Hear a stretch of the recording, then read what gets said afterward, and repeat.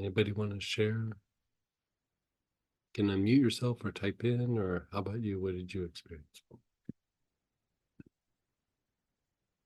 I find it to be usually very soothing, but Yeah, like thoughts and things that were still agitating the body are like the body's agitation is substantially less. so Samantha was saying that, as we go through and we did the process, she had some thoughts that were still a little bit agitating. And going through and doing this process, like the thoughts can still be accessed, but the agitation has gone away. Yeah. So. And go ahead, Cynthia, then Maya. Hi.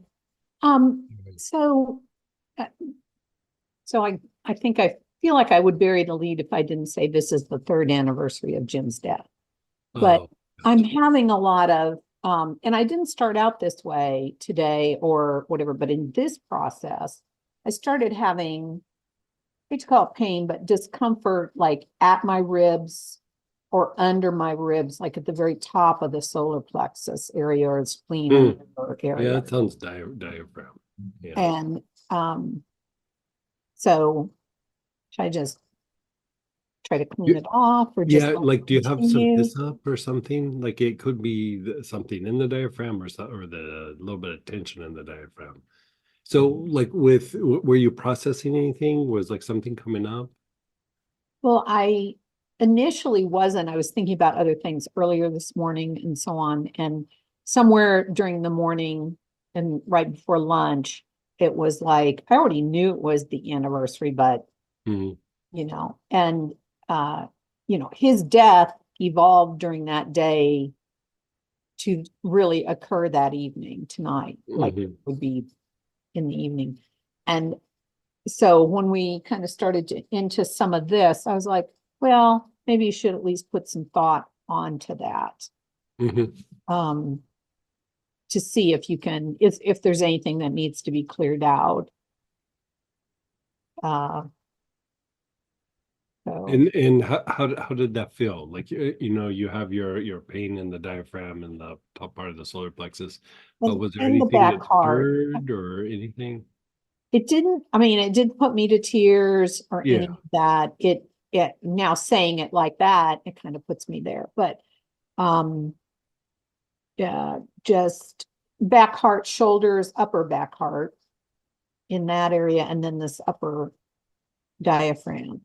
So much Okay. has been resolved, and yet, Yeah, I would say like, so, but still.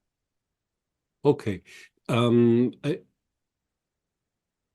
You might want to use a little hyssop, but the thing we're going to do next is like cords to situations and to people and all that. That's probably going to be what resolves it, okay, So if that doesn't do it, then let me know and we just gotta do something more. But you know, the diaphragm like holds a lot of like tension that could come from like fight flight. And like right now you don't have fight flight about it, but I'm sure it was an upsetting situation yeah, back then. And very much so. I was, revisiting it, you're probably feeling like a little bit of what you felt that day, would be my yeah, guess. I was, And like still we'll go through and clear that. Like you said, you've processed already a lot about Jim and all the things and the aftermath and everything, but still that had to be a hard day. yes, very Yeah. much so. Okay, So it's probably more the day than it is Jim. yeah. You know what I mean? Like that was, you know, Well, I had to fight for him to have what I would call yeah, a peaceful death because right, in the midst of COVID, they just wanted to right, yank everything and give him a big dose of morphine and, right, get a new bed for the ICU. And right. that didn't feel very good No. either. Yeah. So, okay, thanks. You're so. And then go ahead, Maya, then Uwe. Hey, Maya. Hi, Greg. Hi, Samantha. Hey. This has been a really good good practice. What's happening for me is as I start with selecting the current situation or the past event, I Mhm. start with something, but then it fades and other things start to come up and other That's things okay. start to come up. Yeah. It's kind of like, Probably more normal than not. Because like what starts to happen is like sometimes these things are kind of fused together, or sometimes you're generating some movement and other things kind of surface. And some things are maybe bothering you, but like we don't like acknowledge that they're bothering us, or we don't really realize that they're bothering us mhm. until these things kind of come up. Now, you also have to keep into account that it might not be that they're even bothering you, but you might be starting to gather information as you go through and do this. More information comes into all three, the sex chakra, the solar, the brain, and you're starting to generate more intuitive thought. So it might even be that you're generating and gathering information in those situations, even though those situations might not be bad or upsetting, or Yeah. so it could But be my, yeah. yeah, but emotionally, I feel very disturbed, not disturbed, but kind of like angered or like Yeah. agitated. Emotionally, I feel like it's, kind of like, so, So yeah. did the last process make it better or make it worse? No, I think that whatever we've been doing yesterday and today, emotionally, is stirring me up. Right. But the Like last little process we did, the one we just finished, did you feel a little bit more angry or a little less angry there? a little bit less, but Okay. still like not as, for example, in other practices we've done that I feel more soothed, but Mhm. with what we've been doing this weekend, it feels like stuff is coming up, like like unburying things and stuff Mhm. coming out, and just like emotions are stirred up, but not in a soothing, calming way. Now Yeah, it could be yeah, also yeah. it could be also a situation of like everything that's going on right now with Yeah, me you and got a stuff. lot going on. And so there's definitely that, and you've had a rough couple months. But still we'll see how the day progresses and how you feel. So let's check in with each other at the end of the day. Sure, thank you. Yeah. Thanks. And go ahead, Uwe. Hey, Uwe. Hi, everybody. Hi, Greg. Hi, Hey. Sam. I'm, first very grateful for being here today with all of you. And by my sharing for the last session was that I am more in like alignment than yesterday. Oh, And good. Yeah. so I'm so happy. Good, And I'm good, good. Yeah. And then suddenly, along the way, my mind was like, okay, be aware. What should I be aware of? So, Right. Yeah. what is going on with that? If you can maybe Well, clarify. sometimes the mind gets quiet, and then, like we're used to having so much activity, and then it's like, where do I do with this? Where do I, how like sometimes you're standing out in public and it's like, where do I put my hands? Like in my pocket, or, it's like that with your attention and awareness sometimes, where, when the mind gets quiet, uh, I went through this little phase where I was like, well, but what about this? But what about that? And then I was like, boy, I'm realizing what a little busybody my mind is. Like it's just like bap, bap, bap, bap, bap, bap, bap. And when it would quiet down, it's almost like I didn't know what to do. And so y- y- y- you don't really have to do anything, but you can look at tasks or things that you got to do or things you've been contemplating. It could be a time for meditation, but sometimes with that, like just looking at the things that we do every day or situations that are surround us, but you're almost doing it like looking through different eyes. You can look at these situations and you'll gain insight, you'll gain perspective, you might even figure out like different things to do in different situations, and so it could be any version of that. Okay, now I get it. Because before lunch, I could even hear my, uh, yeah, what do you want to call it? My mind very buzzing, like a sweet Mhm. kind of sound, Mhm, like mhm, mhm. right. And then just after lunch, I'm like, okay, he said I have to be aware of this. Okay, so what I I'll do to those Right, questions. right, right. Yeah, But I get it now. Thank you for you're so clarifying. welcome. And go ahead, Peggy. Hey, Peggy. Howdy. Okay, so I started doing to this part, and then I realized, oh, it's time for you to forgive yourself for letting all this be for so long. Yeah. So I did that, felt great. And so just to let you know about that. And then um, I had built her a gorgeous apartment because she had taken up residence in my head and I didn't, Mhm. I wanted to be nice. So I have cleaned it out. But I know that I should be able or to put some light in there or to put something to replace all that huge amount of space. Um, are we going to do something today You to know I know that's a theory that floats around a lot. That is when people approach it from an intellectual point of view, but when something comes out, soul energy just falls in, like there's oh, nothing to replace. But oh, there's you, a lot of modalities and practices where they say things like, "Oh, this needs to be replaced. Nature abhors a vacuum." That is a very intellectual like statement, like it's based on the viewpoint of the intellect. But when you remove something, when you genuinely remove something, the thing that happens is soul energy just comes in. It is the idea of regeneration or resurrection. You're resurrecting the aspect of the soul in this area. And so you really don't have to replace it with something.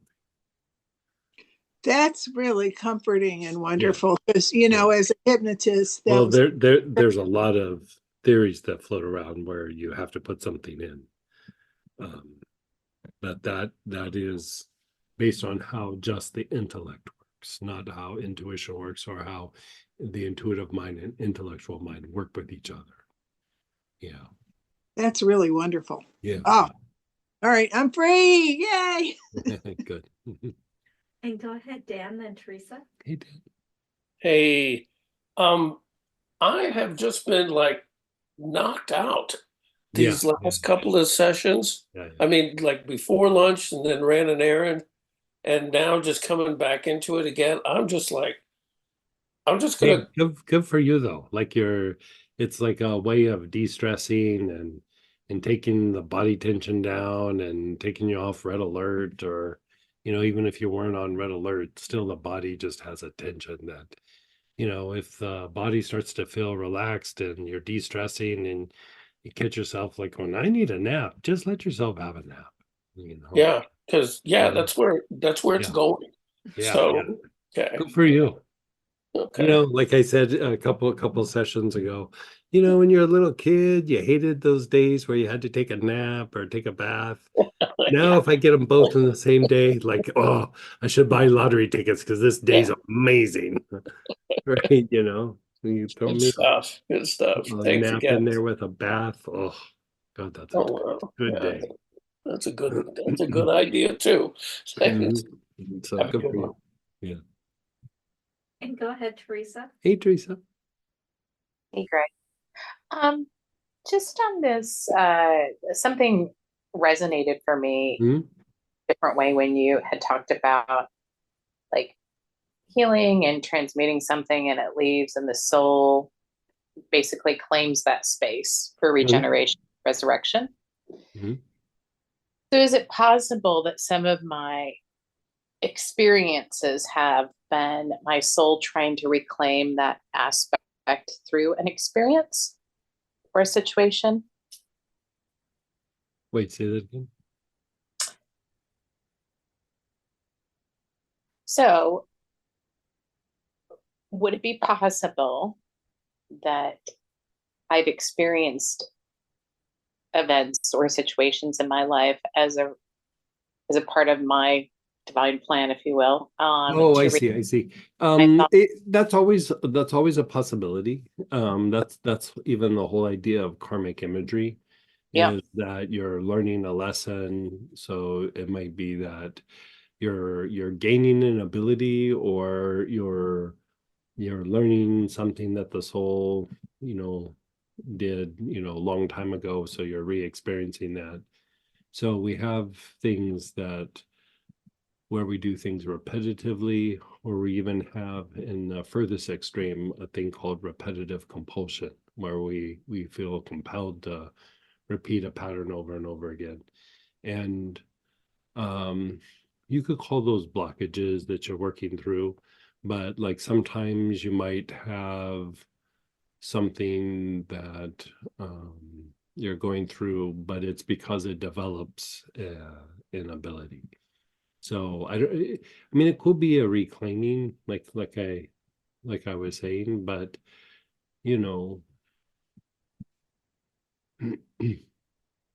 even how we see our lives is we see it very intellectually. I would say that, like, I'll use myself as an example. There was some really crappy things that happened when I was young. And, I don't need to go into details, but some very crappy things. But looking at the nature of my personality as I got older, had those things not happened, I'd be kind of a crappy person. Like those things made me aware of something and tempered something in me that had they not gone down, I don't know that I would have tempered those myself. You know what I mean? I'm not saying what happened was okay. I'm not saying that that justifies it. I'm not saying still was crappy things that happened, but it also made me who I am today, and in a way made me a better person because of it. It sucks that I had to go through that, but at the same time, it could have also made me go to a very dark place, like had I handled them differently. But because they got handled, relatively appropriately, it made me a better person. And so sometimes we don't see like that grand scale of things, and I don't think it should be an excuse for letting ourselves be in a situation and suffer or have bad things happen. You go, well, it's for the greater good, or because I even went through a little phase of that. It was really quite stupid. I'm saying for me, it was very, very misguided. Yeah. But I would say in every situation, be it good or bad, like when it happens, we can unwrap that situation, and it can take us to a good place or it can take us to a bad place, depending on how we are, where we're at the time. And even this idea of like this last little three brains where we're going up like this, it's to gather information so that you make better choices in those situations. You make better movements in and out of those situations. And so that it always is moving towards evolving out of something or innovating out of something, rather than devolving or just that downward spiral. And so, you could be having experiences that it's hard to shed because the soul is learning something. And it could be that it's just even the act of, this was my experience, the act of breaking out of a particular way of thinking and behaving from my youth is what made me like a better person. Like had I not tackled it, I'd be a lot more obnoxious than I am. Okay. A lot more. But it's almost like how lifting weights. It's the tension, the stress of the situation that builds the muscle. And sometimes in life, we're presented with situations and it's not to make them go away or how did this happen? It's like, okay, this is happening. Gotta do it. Gotta work through this. And the thing that comes out afterwards usually has you in a better spot. But the movement from there to that end spot is usually the thing that's in question. And we hem and haw, or we don't like it, or we try to avoid it or make it go away, when really we just got to get to the other side. And I would say doing the 3 brains that we just did, like from bottom to top, Mhm. it allows you to take action and address those things without having like those reasons that come up in your head where you're like, no, I don't want to do this, or I want to avoid this, or I'll do it later, or why should I do it? You just go, okay, gotta do this. And it takes all the hesitation out and allows you to start taking movement.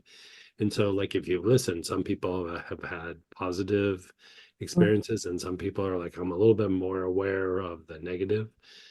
It's not really about trying to feel better or worse. It's like I need the pieces of information so that I can have proper movement.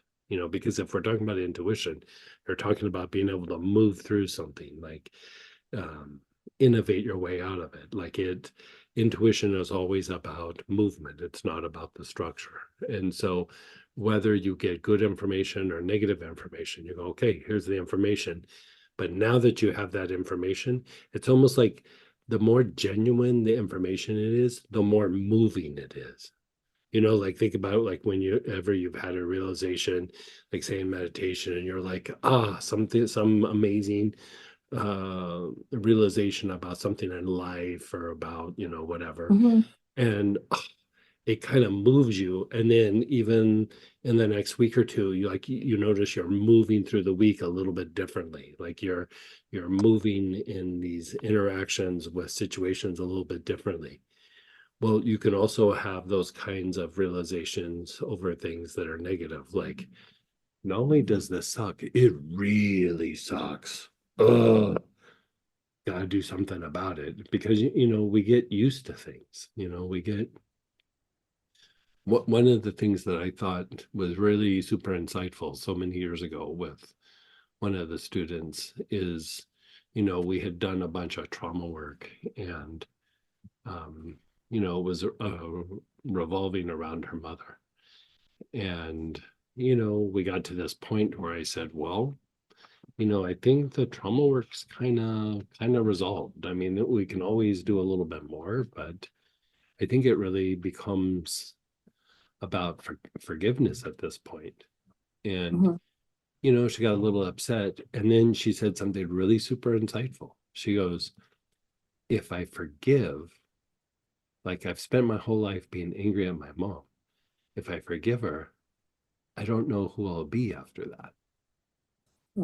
And, we don't really think about that, but like she had been really super upset at her mom through all the years. And then, got to a place to where she felt better about it. But like that whole idea of letting that go, she was like, I don't know how to act. I don't know how to behave. I don't know how to, she said something like, I don't know how to even get through my day.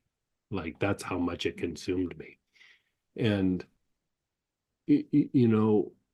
we all kind of have things like that. Like we don't really are super aware of how badly they're impacting us until we have that moment, that aha moment. And you could say like when you have that aha moment is when the movement happens away from it. When you're like, yeah, it's okay, it's fine, it sucks, it's okay. You made it like digestible. Like you made like being able to sit with it where maybe there should be some movement, but you're like, yeah, but it's okay. I can suffer through it. And then at some point you just realize, I'm tired of suffering through this. I'm tired of it. I don't want to do this anymore. And usually it comes out of frustration, like frustration or something comes to a head. But here you're almost trying to do it therapeutically, where you just have a realization, and instead of having it be a super big deal, you just go, oh yeah, I need to walk my way out of this. Like, and you just literally just kind of walk your way out. And, it takes kind of the drama out of it all. And it keeps it from coming to a head, and it keeps it from where you just get to your bones like this. I'm so done with this. You just start cleaning house with things that you just don't, it's not that you shouldn't have patience and tolerance for. Like, there's a lot of things you should have patience and tolerance for, but there's some things that they just need to be processed and kicked out of your field or kicked out of your psyche, or whatever it Yep. is. And sometimes it takes external events to get us there, but the more self-motivated we are in that area, the closer we are to being genuinely happy. Like, clearing those things up, you'll just start feeling like, I feel good and I don't know why. Like, I remember the very first day that happened to me. Like, it sounds ridiculous, but I was like, No. I feel happy, but like, I didn't get a new car. I didn't do this. Like, I felt like just really happy. And I was like, what is going on in my life that makes me feel this happy? And I looked at all the things going on, and everything was nice, but nothing was like, because you get like something new or some new things happening, or there's some possibility. There was like none of that. And then I realized I'm happy for no reason. What does this mean? And it sounds ridiculous, but in the moment it was very confusing. It was very, very confusing. No, it doesn't sound ridiculous at all. And the more that we kind of clean house, so to speak, of some of these things, the more that we realize how much these things weigh on us and how much we can be happier than we are. It's not that we're unhappy, but it's just there's things weighing us down. And if you think of the cartoon Snow White and the Seven Dwarfs, Snow White represents the Kundalini, the feminine, and then the dwarves are the chakras that are underdeveloped, and the prince is the higher soul. And so when the prince finally kisses Snow White and she wakes up, and all the colors are brighter, the dwarves are their better selves and they're brighter, and everything's happening, so it's just this big, big realization, or big whatever you want to call it. But if you look, what does Snow White do after she wakes up and all the dwarves are happier and their better selves? She cleans the house and feeds the dwarves. So this is based on esoteric teachings, this fairy tale. And when Kundalini wakes up, when there's greater soul presence, that's what it does. It cleans the house and feeds the chakras. Like, it makes the chakras bigger. It makes them pump more. It makes you be able to pull more energy in, and it makes you be able to pull and push more energy out. And so it has more of a self-cleansing thing. But at first, what happens is you start going through and you start having awareness like, that's been bothering me for 20 years. I got to get rid of that. Like, I got to get it moving. I got to get it cleaned up. Because a lot of times it's not so much that it needs to get released, but it's in this like stagnant, repetitive pattern that's just repetitive. There's no movement. It's just like a song that's on repeat, and you just can't turn it off. And so when the soul energy comes in, there starts to be movement where it moves out of what it is. It starts evolving. And so it's like different songs can play now. Like, it doesn't completely release, but release also is a little bit of an intellectual thing. Like, I'm going to release it and then it's gone and I don't have to address it anymore. When really it's more about a movement. Like, whatever that was is going to start evolving into something. And like, going to my things like from my past, started off really bad.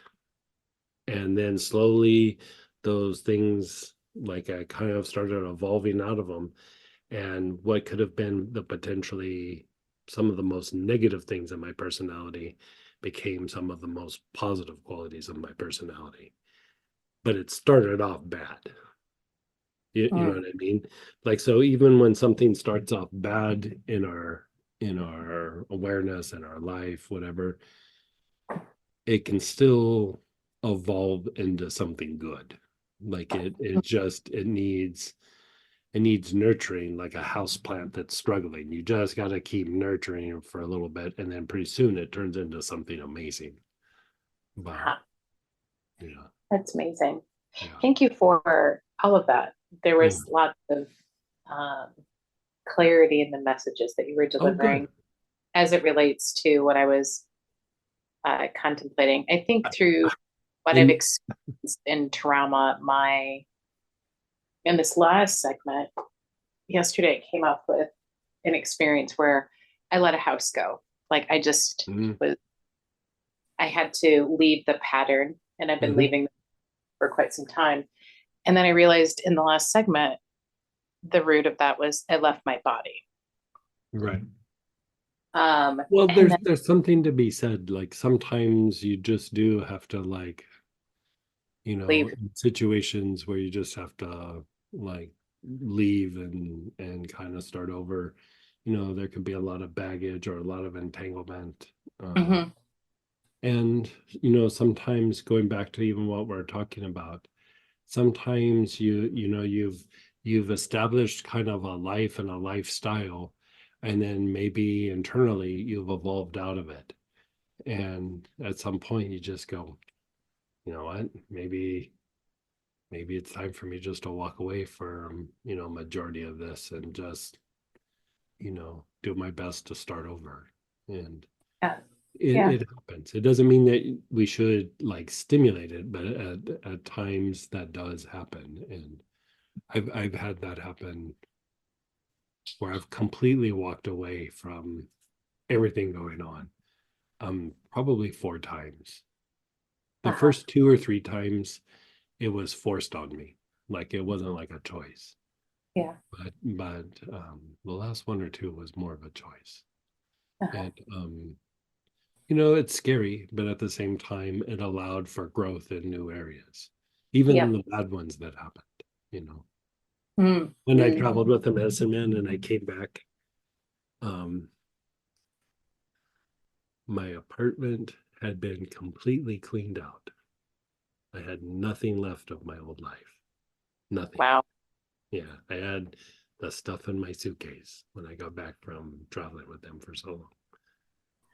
And I was like, well, apparently I was going to make change on a big scale, you know, because I did it to make some change in my life. And I came back and I was like, apparently the universe got my email because I am changing whether I like it or not.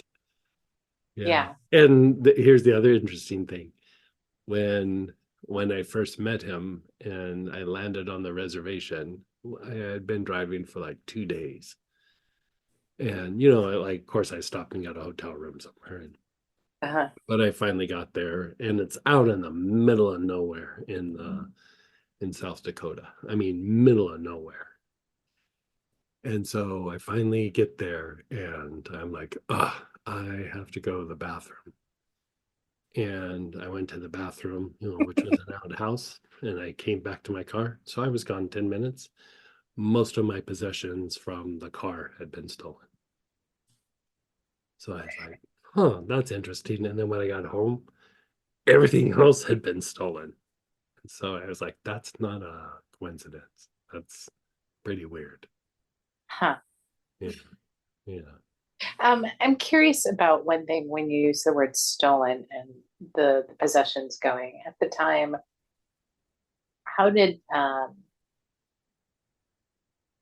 you face into that or accept it? Or it was pretty hard, but because I was somewhere where I was out in the middle of nowhere and I really didn't know anybody, I had to go into a little bit, I mean, because all my money had been stolen. Like I was Yep. now living off of the generosity of strangers.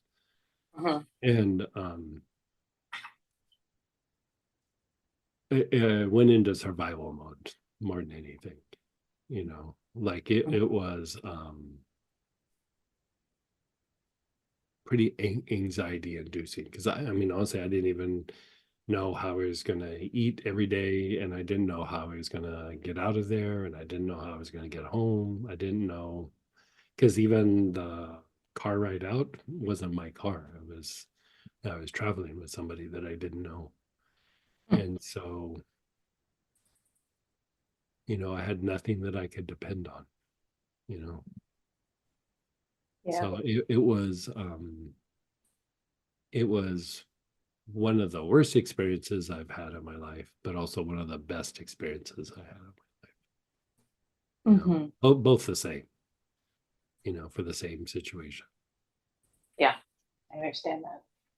Yeah. Well, thank you for sharing all of Yeah. that. Very, very rich. Appreciate it.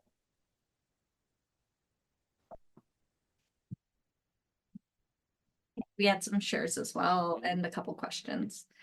The old situation is very quiet and the path to get resolution. However, there is a whole other set of stuff banging around. Back to the three brain work by the hour. But the calm for the New York minute was great. Yeah, and here's the thing that I would say about that. Like sometimes we have like, oh, I need to do this and I need to do that. Like even with that, like sit with it because even that is like sometimes in change or in flux. And the more you sit with it, like as it settles, that will be the truer like movement that needs to happen.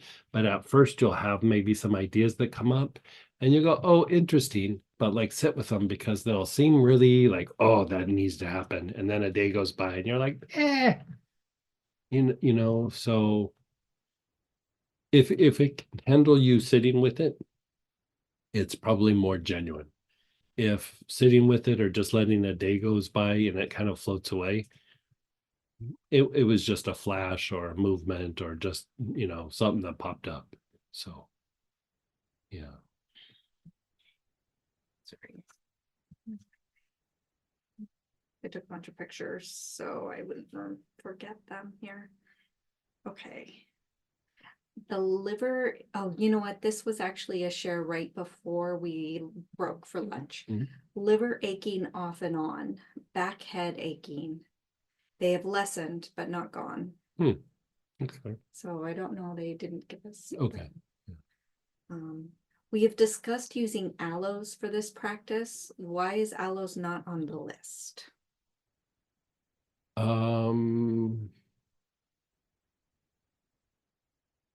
That is a good question.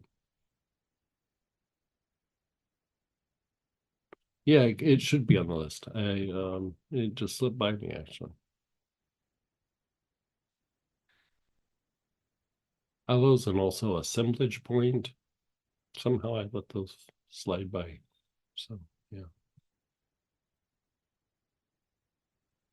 I feel weirdly out of touch with what's happening this class. Like, I kind of haven't really felt anything all weekend. I don't know if I've numbed out from my emotional load or of late or what, but I just haven't really registered anything. I don't know. Has there been a lot going on or like some big situation that's been going on?